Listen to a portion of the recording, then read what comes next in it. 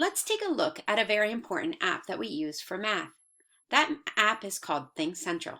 ThinkCentral goes right with our Go Math program. So you will find the ThinkCentral app. It is a blue circle. It says ThinkCentral with white and a small yellow strip on the bottom.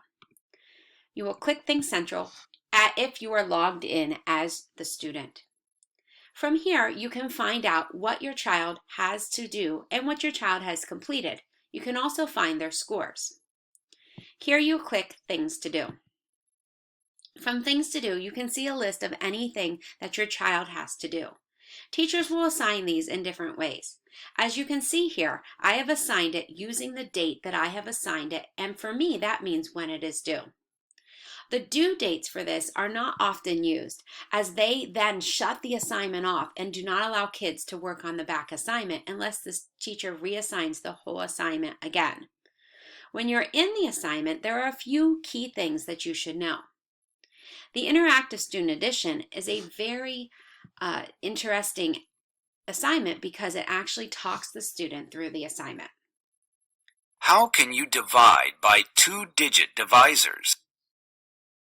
So here you can see it is what the student is going to work on. It does move at a slow pace and you do need to listen to things as they go.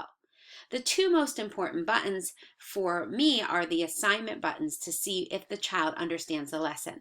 So they will continue clicking through these different colors and clicking the next arrow to hear how to complete the lesson. The orange button and the red button have practice problems that the student needs to do.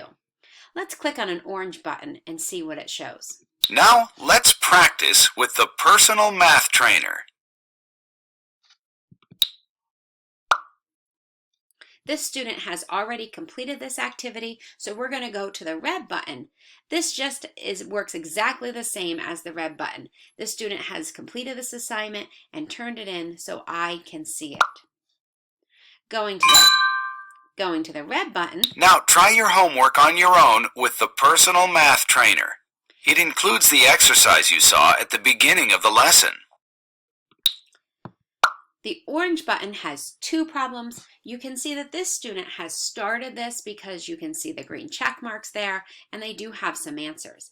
If they are getting them wrong, they can view an example of the problem, and they can also, if they still don't understand what happened, they can see a step-by-step of the problem. This will tell them how to work through the problem and check each one.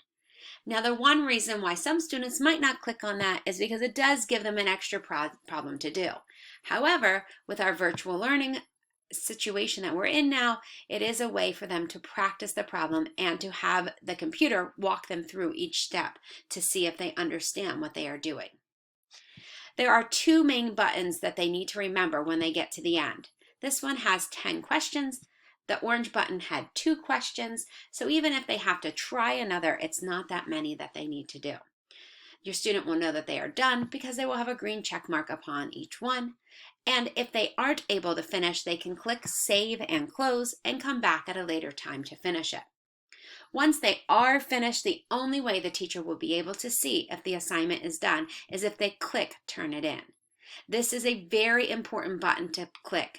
As a teacher, we cannot see even that orange button if they did it until they turn in the entire assignment. So we keep stressing to them, make sure you click Turn It In. This is the ThinkCentral math app that we are using a lot in our classroom. If you have any questions on how to use ThinkCentral, please talk to your child or to contact your child's teacher to find out how we can make sure that all assignments are being done in ThinkCentral.